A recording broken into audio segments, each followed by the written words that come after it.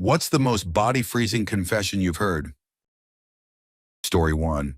At a teenage sleepover, my friend told me the leader of their church had been assaulting her repeatedly, and she was scared she might be pregnant. We had just been talking about Take That versus Backstreet Boys. We were 13. She had written about it in an essay we'd been assigned that same week, and our teacher had an absolute meltdown, but in the most helpful way. She made it clear that none of it was the girl's fault, called her parents in to help facilitate the conversation, meaning to make absolutely sure they believed their daughter and would do what was needed to support her, contacted the police, and got social services involved to get the girl into specialist care. Her parents drove home, and then E's father went for a little walk over to their formerly trusted family friend's house. I heard the authorities showed up, but nobody was arrested that evening. In rural Norway, things work like this. If you stop right now, I don't have to do paperwork. Don't make me come back. My stepfather mentioned seeing the preacher limping around on crutches, and my mom just said, good.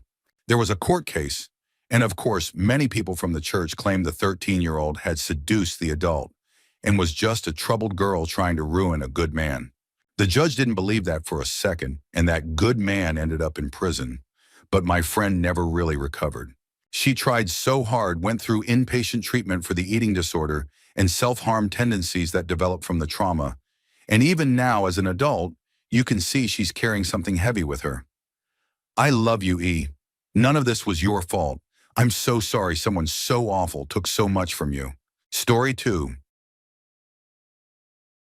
A few years ago, my mom picked me up so we could get food on my birthday and randomly brought up something that happened years ago when she and I went to Disney for a cheerleading competition. The only thing I asked for on that whole trip, aside from food, was a round Minnie Mouse plushie filled with those soft, bead-like stuffing.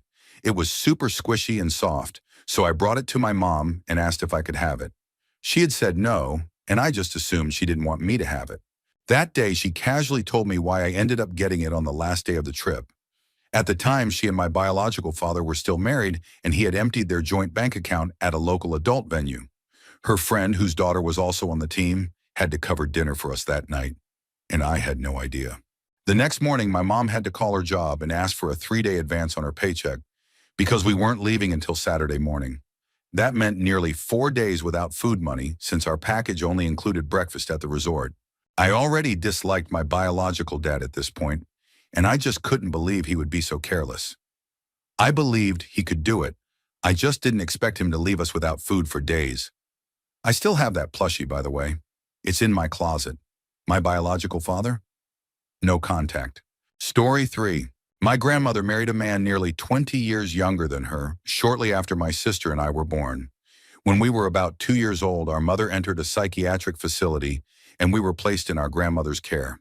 About 4 or 5 months later, my sister developed what my grandmother thought was a UTI, but upon examination, it turned out to be something much worse.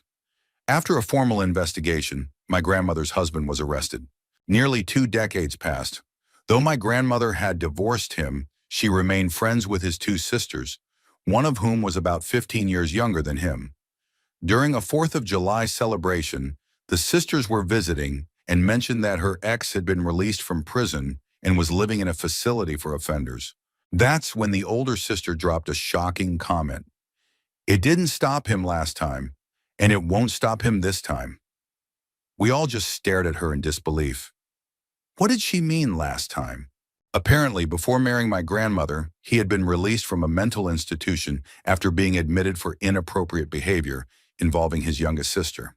The entire family knew about his history, but kept it to themselves because it happened when he was technically still a minor, 17, and they believed the hospitalization had fixed the issue.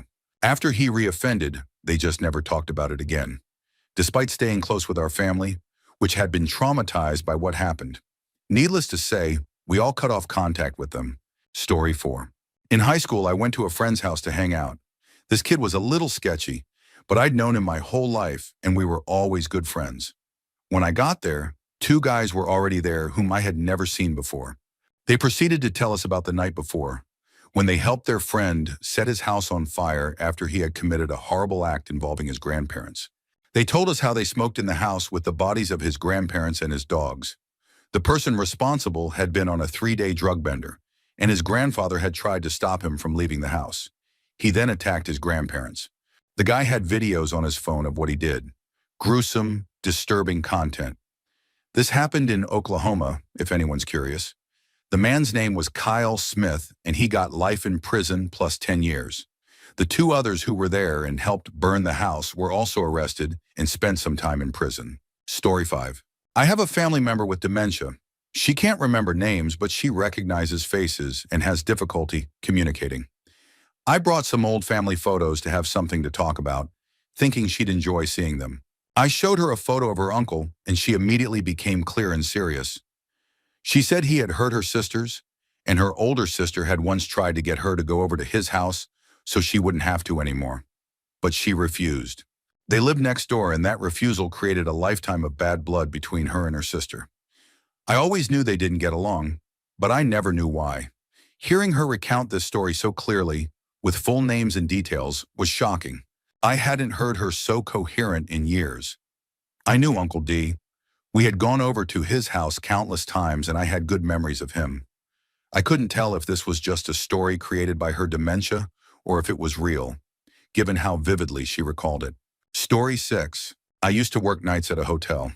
One week I was scheduled for the later part of the week and missed that we had been housing a family friend of the general manager. This guest was an elderly woman, probably in her early 80s. She came down to the front desk at midnight looking for a bottle of water and ended up staying until around 3 a.m., just talking about life, telling stories, and I was listening and chatting since it was a quiet night. Then she shared why she was there. She had been deemed not mentally fit to be unsupervised and had tried to leave the state with friends against her husband's wishes. He was her designated supervisor. After she ran off, the police had to find her, so her kids arranged for her to stay at the hotel.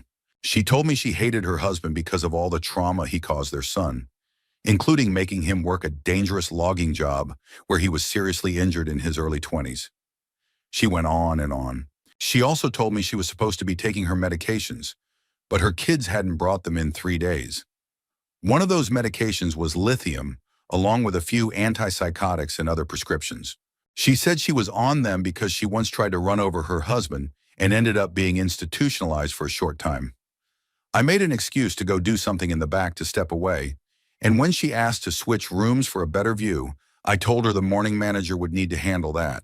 The next morning, while I was training a new breakfast worker, she had a full psychotic episode and appeared in the dining area wearing only a bath towel. That's a whole other story, but I felt it was necessary to include here. Story 7. 2 friends and I were on vacation in Amsterdam. We were sitting in a lounge at a coffee shop smoking when a guy came in. He was very chill, said he was from the UK and had moved to the Netherlands a while back. It was just the 4 of us in the lounge, having a casual conversation about motorcycles and similar stuff. Then my friend asked him why he moved to the Netherlands. As he answered, he slowly settled into a distant, haunted expression. He said that back in the UK, one night someone broke into his house while he was home. He got into a fight with the intruder and managed to knock him out. He tied the man up and called the police, but the police didn't come.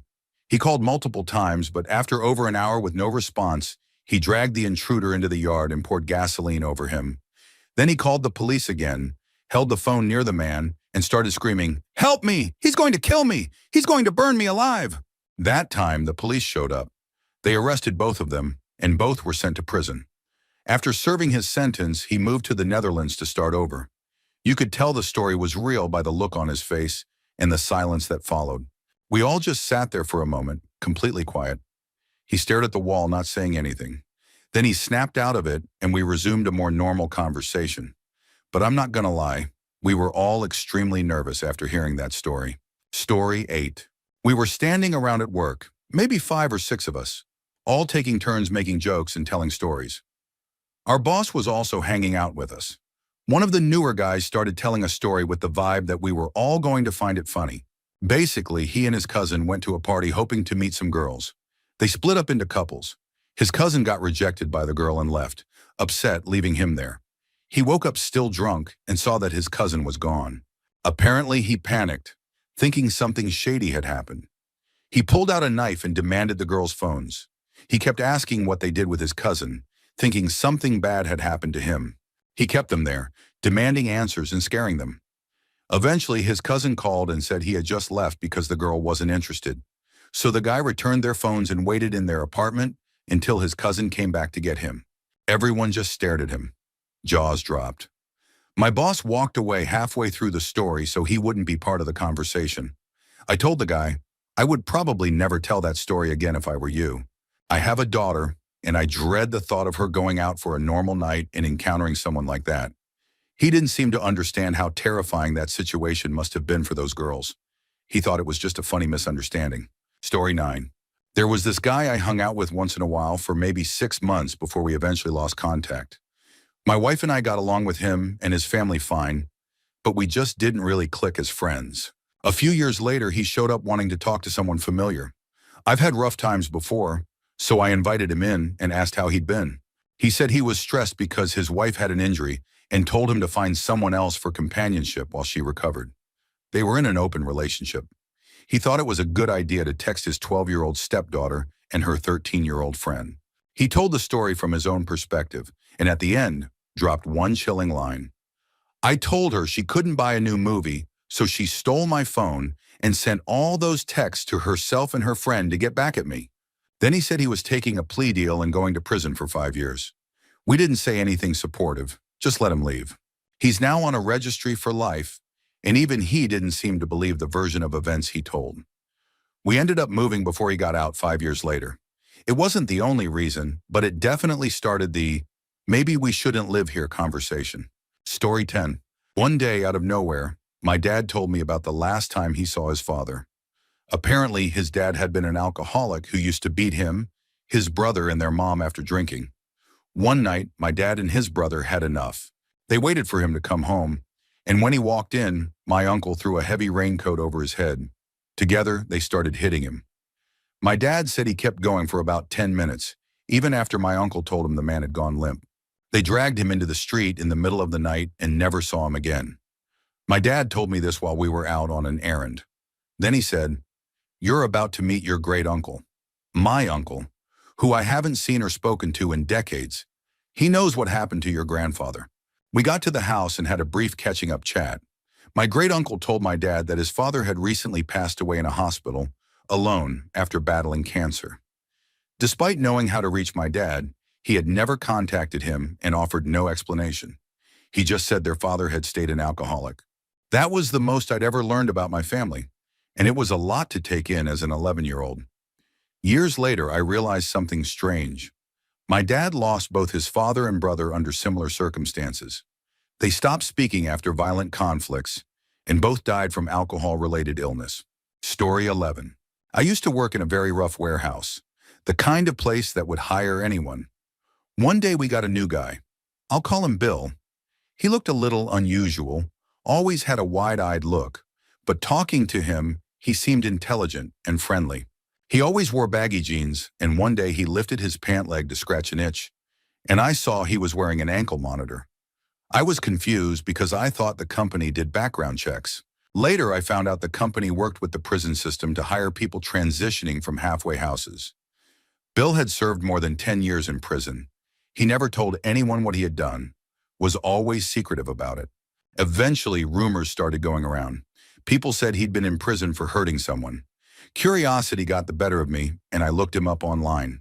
What I found out was that it wasn't an adult. It had involved a 16-year-old girl.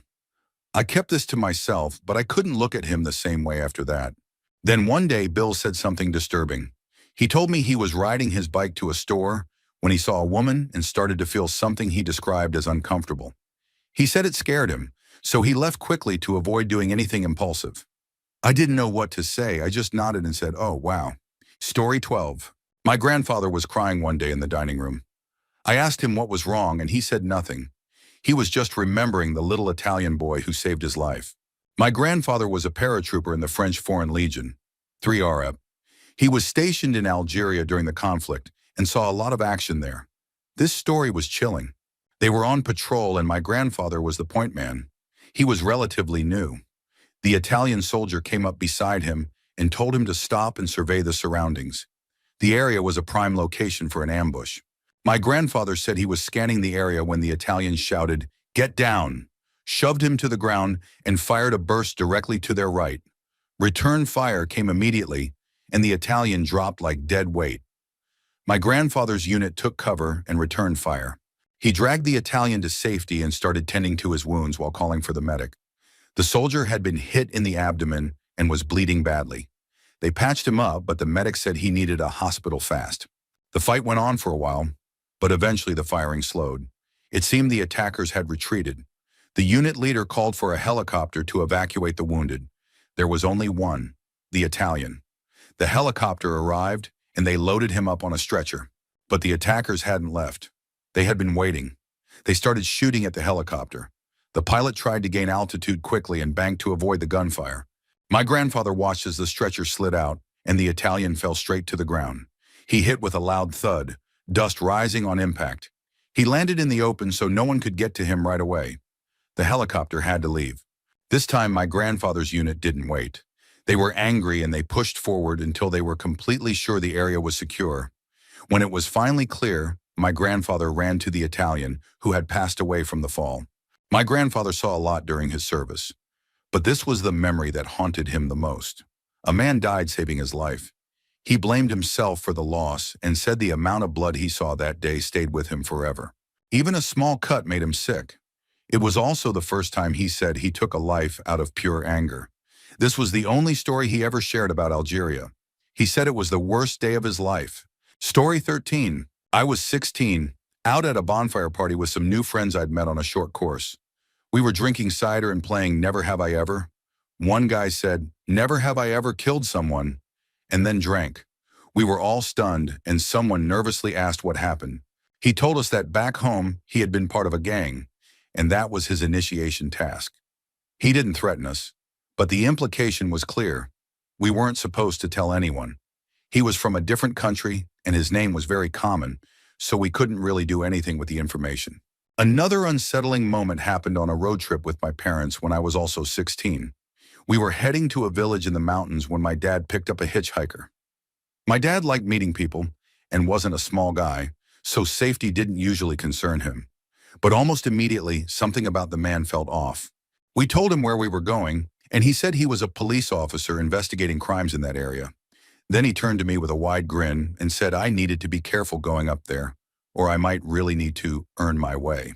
I froze, laughed it off, and we dropped him off quickly, never mentioning it again. But that moment has stuck with me for over 10 years. Story 14.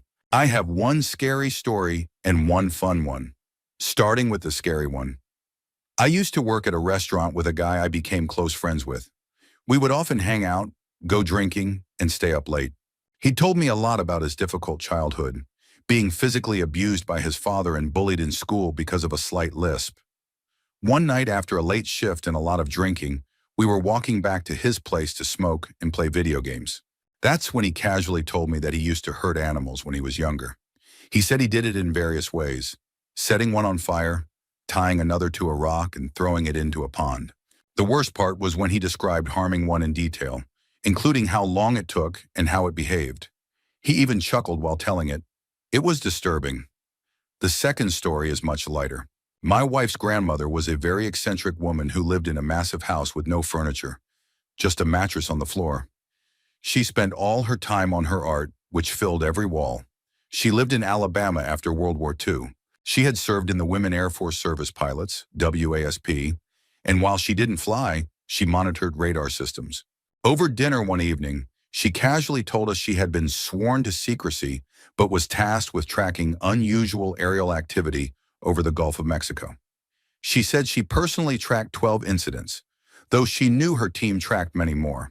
Story 15. One time my grandma casually told me about when my mom wanted to hurt my grandfather. We were just doing the dishes when she said she was actually glad her ex-husband had passed away and was tired of pretending to be sad about it. She started talking about how he had been a heavy drinker and had abused both her and my mom. That part I already knew. I'd overheard people talking about it for years. Then she told me about a specific night when he came home drunk, started dragging her around the room while my mom cried. He threw something, shattered a window, then took some hidden money and started to leave. At that point, my mom allegedly grabbed a piece of broken glass and started running at him, screaming that she was going to hurt him. My grandma said she had to hold her back until she calmed down. After telling me all of this, my grandma just moved on and started talking about the good old days and how things used to be better, while I stood there having an existential crisis. I used to love my grandfather as a little boy. I thought he was such a nice man. That conversation completely changed how I saw him. Story 16. I had a friend, let's call him Bill, back in my youth who used to sell. Around 13 years old, we were hanging out one day when he stopped to make a deal. The deal went bad. They stole the product and took off running. We ended up chasing them and cornered them into their house. They came out with knives, so we left. Bill was furious and talked about revenge, but he eventually calmed down, and I didn't hear anything else about it. Fast forward about 7 years, I ran into Bill, now more of an acquaintance, at a party. We talked and caught up. At the end of the night, I offered to drive him home since I was the only sober one. He and a couple of the guys I came with were in the car, reminiscing about the old days.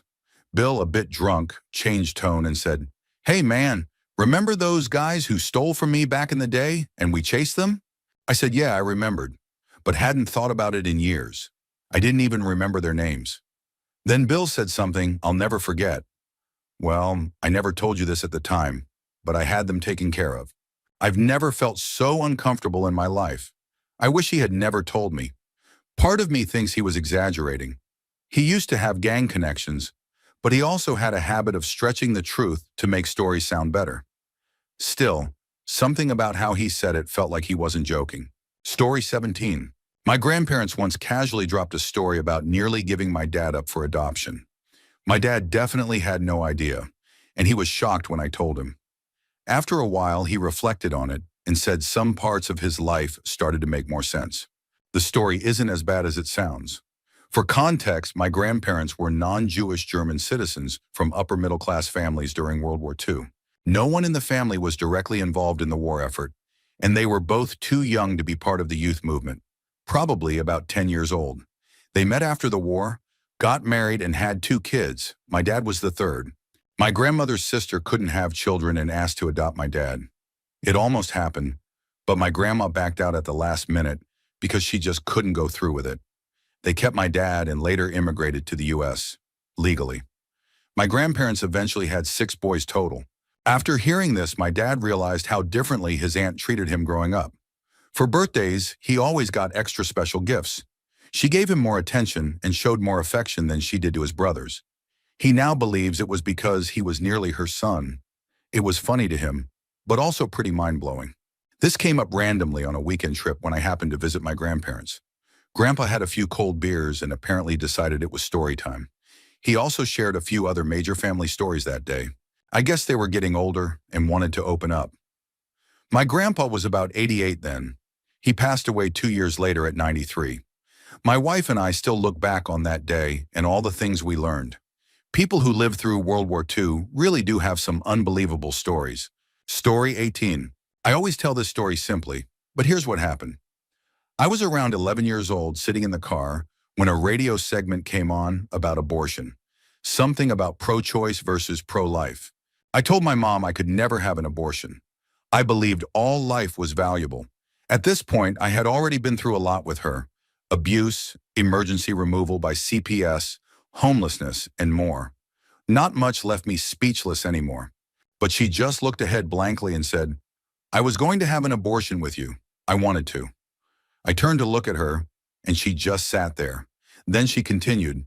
Maybe I asked her something, I'm not sure, but she told me this. My biological dad, who she met in recovery, denied me, and she moved back home, states away. She got back together with a very abusive ex and planned to terminate the pregnancy. She had already done so once before, which also shocked me. She said the man was hurting her every day, trying to cause a miscarriage. He pushed her downstairs, hit her stomach, and more. Then one night while she was alone, she said something spoke to her. She believes it was God. She said it told her she had to have this baby, that I was created for a reason. From then on, she knew she couldn't go through with it. She stopped using and moved back up north to reconnect with my biological dad. That's when I came into the picture, along with my stepdad. That was the day I became pro-choice. My mom could have spared me from so much pain and chose not to. I didn't say anything for a long time, and it made me feel awful in ways I didn't understand yet. My mom had a terrible life. Everything she did to me and my brother, her parents had done to her even worse. She didn't talk much about her past before foster care. I feel for her. She gave me the same start she was given, but I've been lucky to have more choices. Still, it's a lot to hear when you're only 11 years old. Story 19. My ex-boyfriend used to randomly tell me really dark things with little to no warning when we were together. It was a toxic and abusive relationship, which is why those things were said and why I stayed. I was very concerned for him, but he also scared me quite a lot. For example, he told me he had hit or kicked his dog, and he kicked me a couple of times, even in front of other people. He said he had dacrophilia, a condition where someone is aroused by tears, and would get angry if I asked if it applied to me.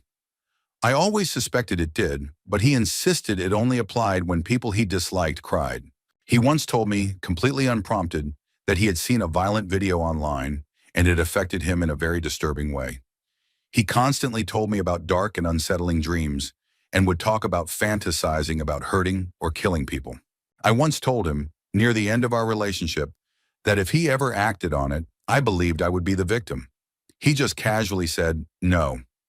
It wasn't a convincing response.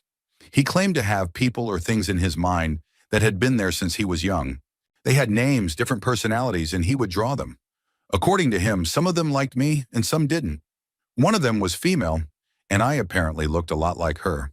I could go on, but this is honestly the most I've ever said publicly about it. It's exposing and scary. To anyone out there trapped in a relationship with someone who scares, hurts, or disrespects them, I know what you're going through. Story 20. I was afraid of flying as a teenager, so my parents let me take a bus from San Francisco to Salt Lake City to visit my grandparents.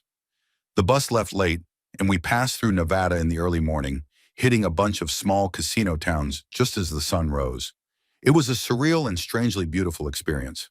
At one of the stops, an older hippie-looking man got on and sat near me with two teens, trying hard to act tough. They started talking, and surprisingly, all had stories about prison. The teens were in for minor offenses, but the older guy said he had served real time for beating someone into a coma. He told the story with this detached, dismissive tone, like getting locked up was just bad luck rather than the result of his own actions. The teens eventually went quiet. It became clear this guy was on a whole different level than they were. Then he said his sentence had been extended because the man he assaulted passed away from the injuries while he was still serving time. The way he talked about it, it almost sounded like he believed the victim had done it just to spite him. The whole thing had this odd, look at my bad luck energy. After that, the bus ride got really quiet. Story 21. I spent a year of my training as a clinical psychologist in a forensic psychiatric hospital, the kind of facility where people go after pleading not guilty by reason of insanity or being declared unfit to stand trial. One of my responsibilities was to sit down one-on-one with patients and assess their understanding of the crimes they were charged with. I'd spend about an hour interviewing them about what happened, their mindset at the time, and their current perspective. Then I'd write a report that would be reviewed by the team and used to refine the patient's treatment plan. I did this with individuals charged with serious offenses, assault, abuse, murder, and even cannibalism. Over the course of a year, I conducted about 50 of these interviews. So, as you can imagine, I heard some very heavy confessions. I haven't read through other people's stories yet, but I'm pretty sure not many can say they've heard someone confess to eating someone they once loved. Story 22. Not exactly a confession, but it was extremely jarring and came up completely out of the blue. At my first professional job, I had a coworker I'll call Jane. She was a small, quiet woman in her late 30s, though maybe older. Her hair was already graying a bit. She reminded me of Velma from the old Scooby-Doo shows I watched as a kid, just with much longer hair. Jane and I rarely spoke, only during brief interactions at the copy machine. We'd exchange greetings and go about our day. One day we were at the copier at the same time and did our usual hello. Then she slowly started venting about how stressful her week had been. It was a one-sided conversation, but she was talking to me, so I nodded along. She began with the usual stuff, deadlines, kids acting up.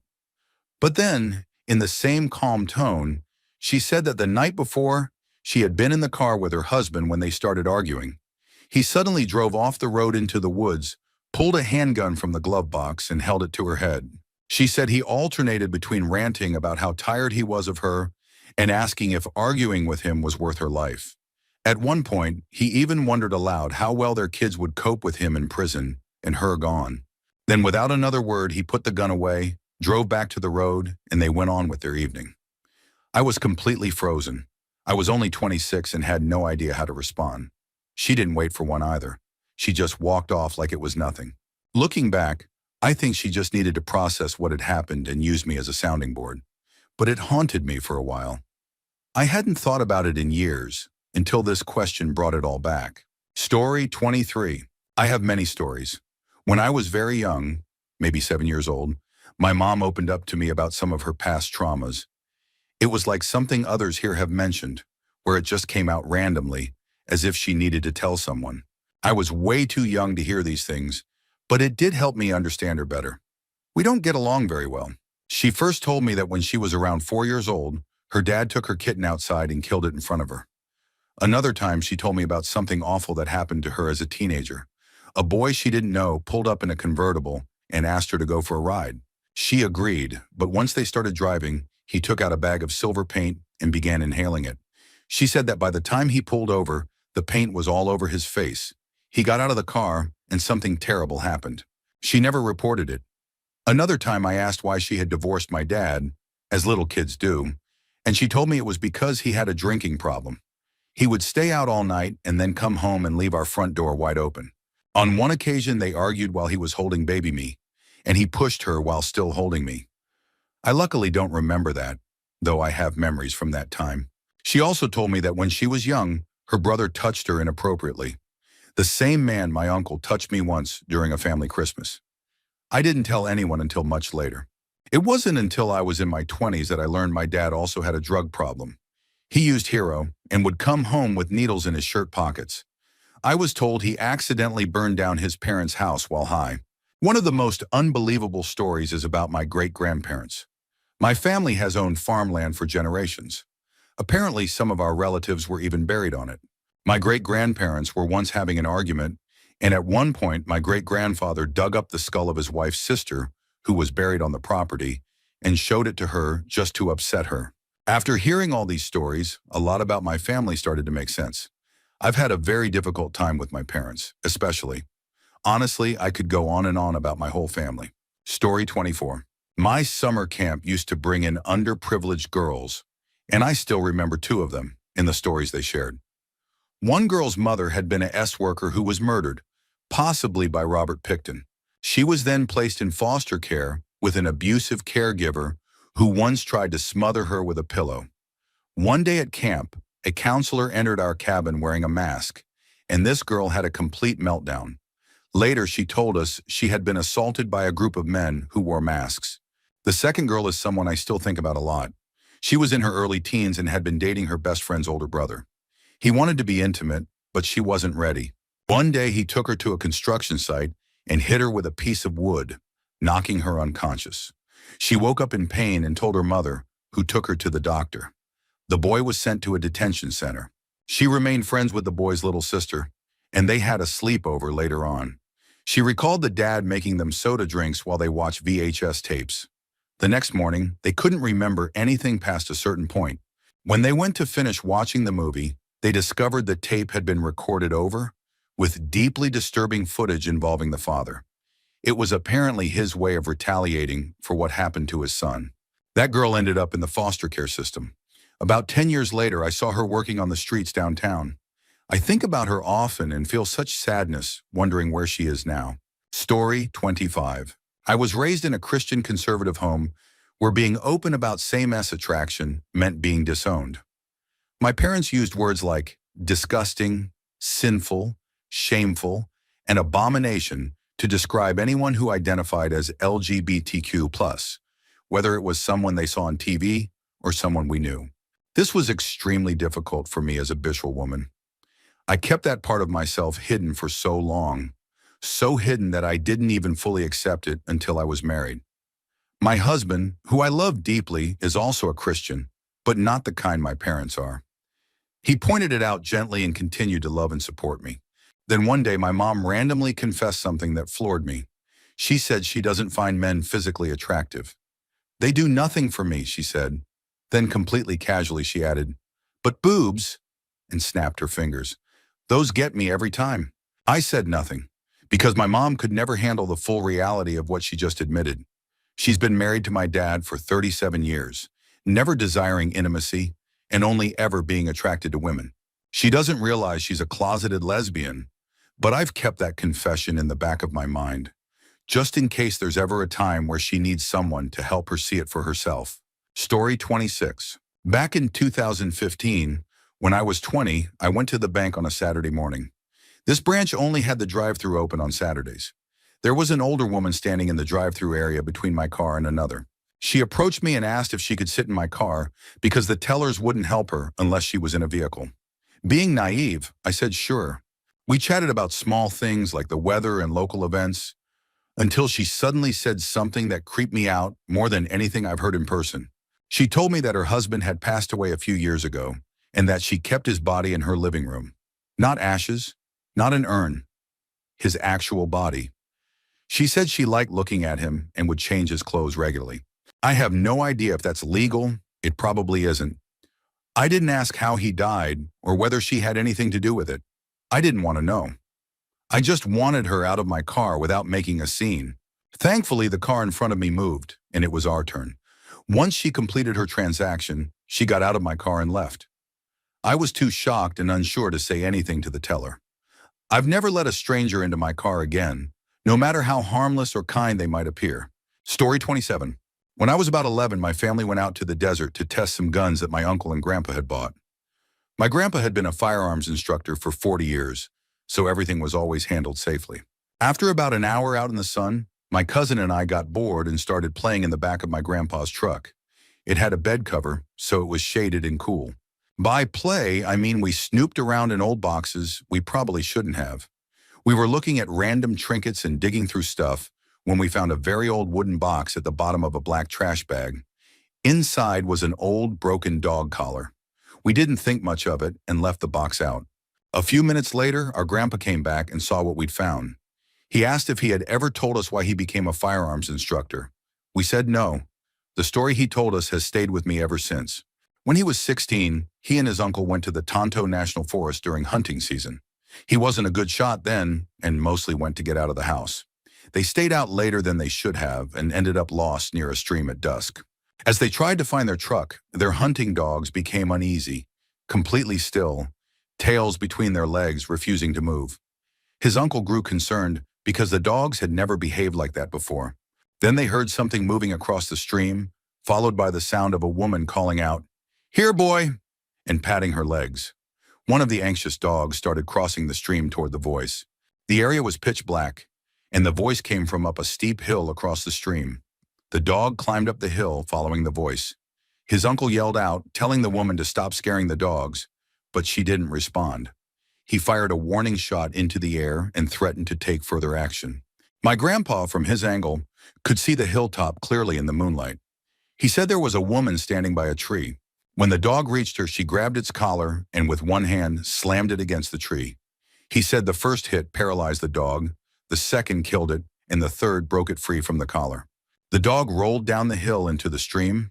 My grandpa raised his rifle and fired at the figure until he couldn't see her anymore. Something fell into the water, what looked like the collar. He and his uncle carried the dog and the collar until they found their truck and drove away. He's never hunted in the Tonto National Forest since. After hearing that story, my cousin and I never dug around in any old boxes again. I later asked my mom about it, and she confirmed that Grandpa tells this story to everyone in the family at least once. It's the only scary story he's ever shared. Story 28. An uncle of mine in the 1960s, when he was just a kid, basically helped smuggle firearms. This was in the 1960s in Ireland, during a very tense time. He didn't know what he was doing back then. He used to collect parcels at the port for an older man in town and deliver them by bike for a bit of pocket money. He did this once or twice a week and was pretty proud of himself. One day, he was riding his bike to deliver a parcel when he fell off and one of the boxes tore open slightly. He looked inside, and to him, it just looked like a bunch of metal, wood, springs, and screws. He thought nothing of it and continued on with the delivery. After that, he was never asked to collect any more parcels. He suspects the man didn't trust him anymore after that accident. About a decade later, he vaguely remembered the whole thing and brought it up to my Nana, who eventually told him the man had vanished after authorities found a shed of his filled with rifles. He was suspected of having connections to the IRA. When I was younger, my uncle loved telling this story.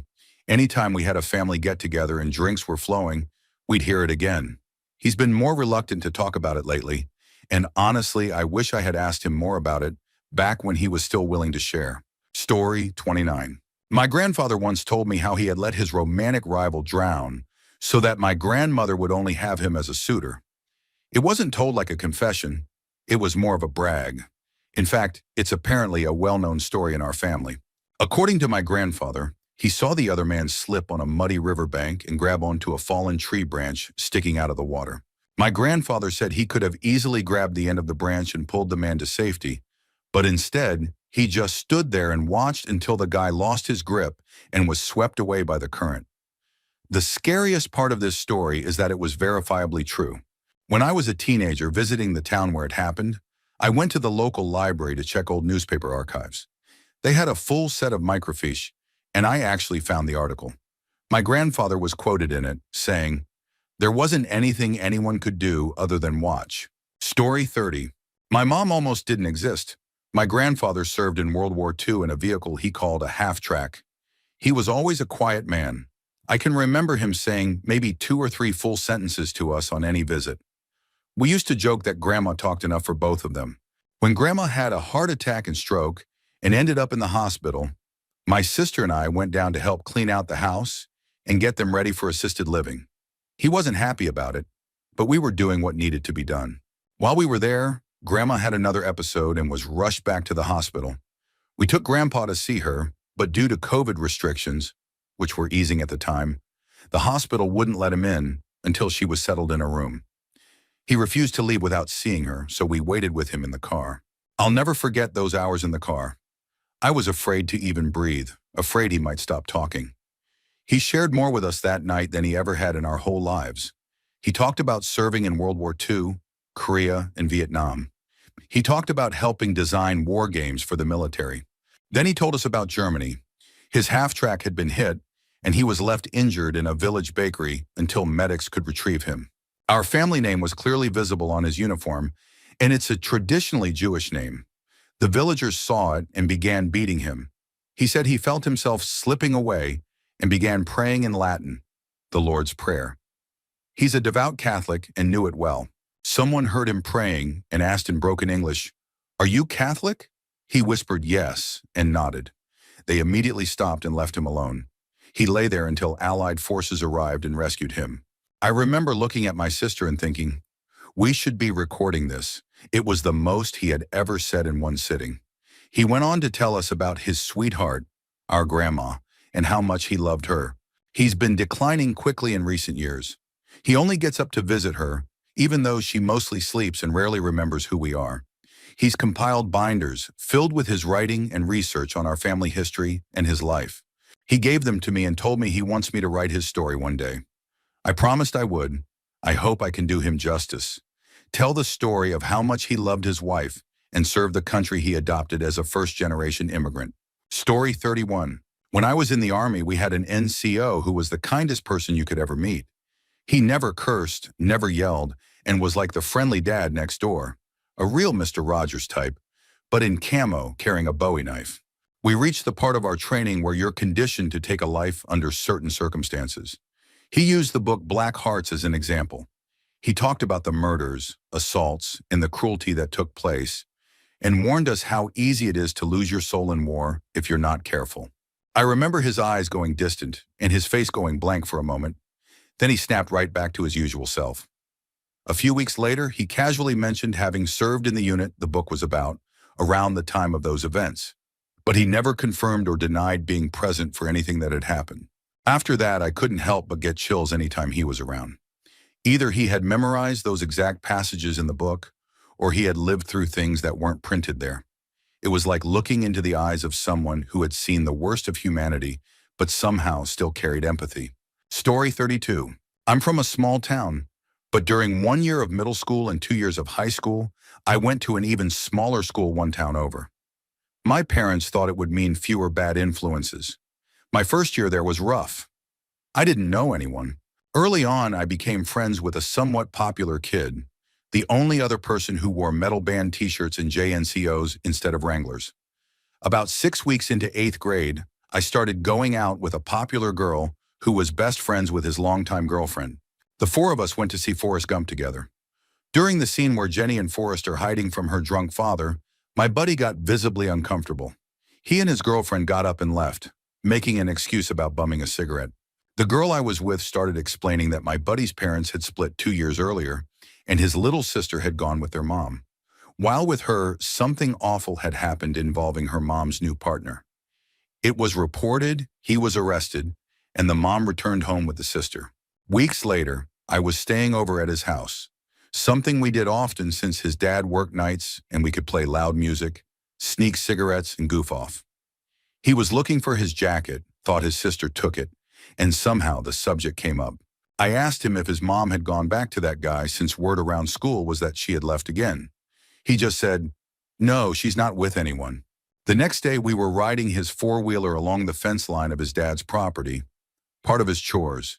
He started pointing out places where he had buried coyotes he'd shot, which is fairly common out there. There by that tree, by that big rock. Then completely matter-of-fact, without slowing the four-wheeler, he pointed at another spot and said, "That's where my mom's buried." And he just kept driving. Story 33. You need a little context. I'm adopted.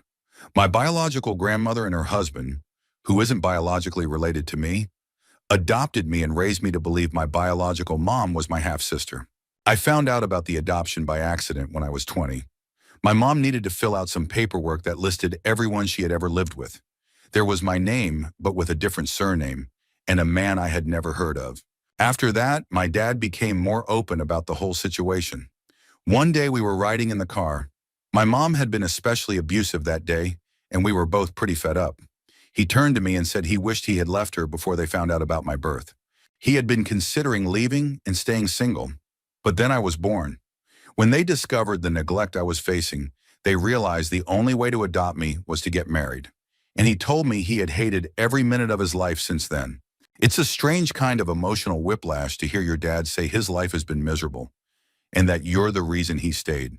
Especially when I remember as a child begging them to divorce, begging them to be happy, even if it meant being apart.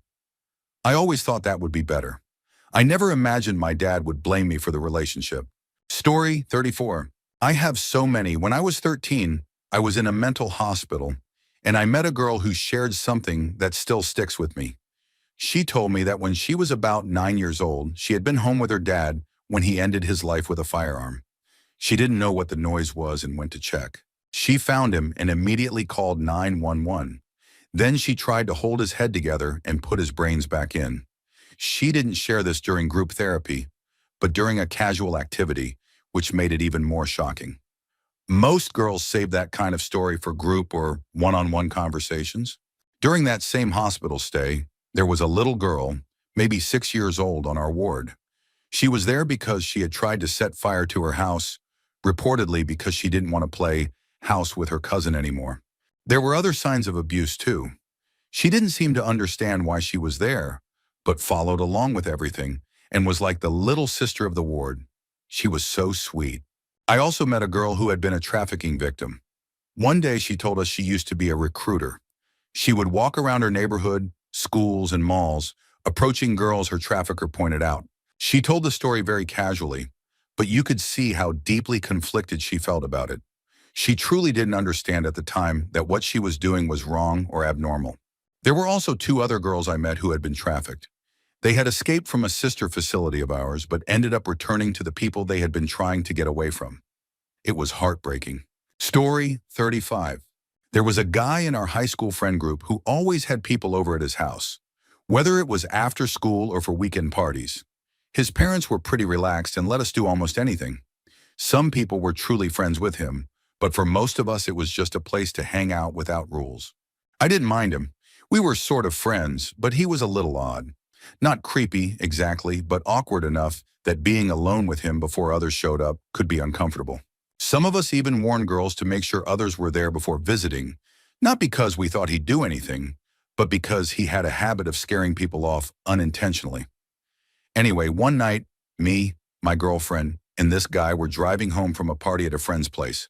Out of nowhere, he started talking about how he and another one of our guy friends had been drinking, and when the girls they invited didn't show up, they hooked up with each other. We thought he was joking and laughed it off, making jokes with him until he started crying. He got emotional, even grabbed my shoulder while I was driving, sobbing and saying how much he hated himself for it. For the rest of the drive, only about 10 minutes, we tried to comfort him, saying it was okay, things happen, and that we wouldn't tell anyone. I told him that if he needed to talk about it again, I'd be there. It was completely out of the blue. We'd been having such a great night, laughing the whole way home, and then he dropped that on us. It was one of the most unexpected things I've ever experienced.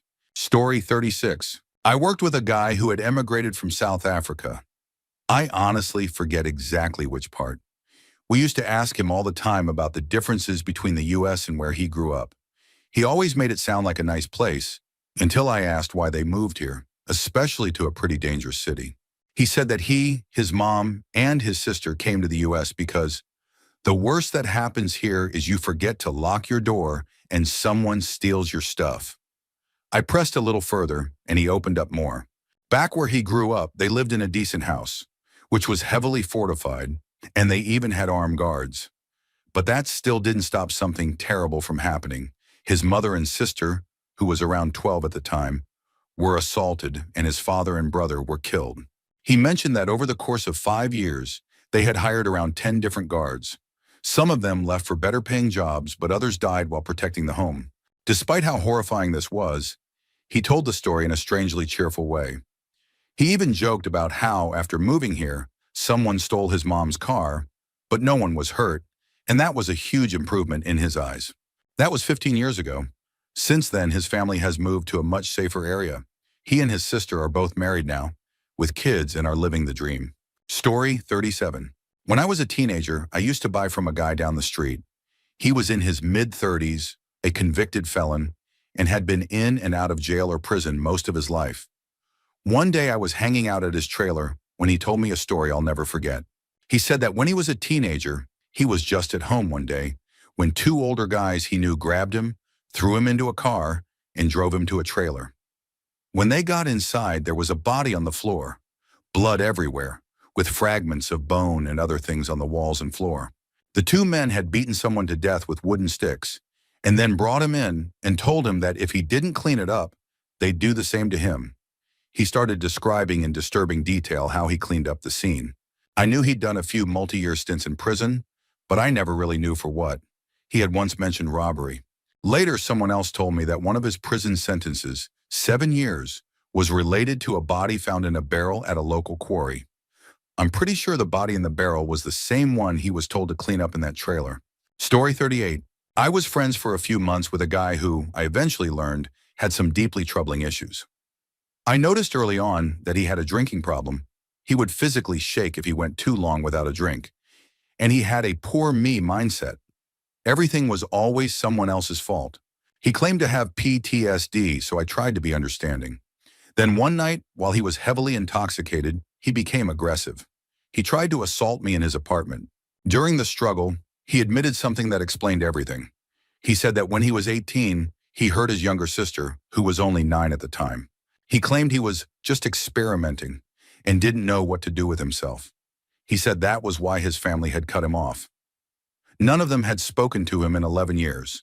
Only his grandmother had stayed in touch, and she had recently passed. Suddenly, everything about him made sense. He had survived a serious accident with less than a 10% chance of making it. He was in the hospital for 4 months, and I visited him every day, even while I was dealing with organ failure myself. The hospital staff eventually made me his emergency contact because no one else ever showed up, not even his parents. At the time, I kept wondering, how bad could it be that not even his mother would come see him when he might die? After that night, I cut off all contact. The moment he laid hands on me and tried to force himself on me was already reason enough. But when he confessed what he had done to his sister, everything just clicked. It was like the final puzzle piece falling into place. That moment haunts me to this day. Story 39. Unfortunately, I'm usually the one casually throwing out horror stories like they're nothing. I survived a very, very difficult childhood, and even though I'm doing much better now, there's still a lot I carry. I went from severe depression, BPD, OCD, panic attacks, severe anxiety, suicidal ideation, severe insomnia, and PTSD, down to more manageable PTSD, occasional insomnia, and anxiety. The insomnia isn't constant anymore, and the PTSD mostly flares up when my birthday is near. I've been working hard on the anxiety, and honestly, I don't even think I'd qualify for BPD anymore. I barely show any symptoms. I also have ADH, and I've read that neurodivergence combined with trauma can sometimes be confused with BPD. Not totally sure.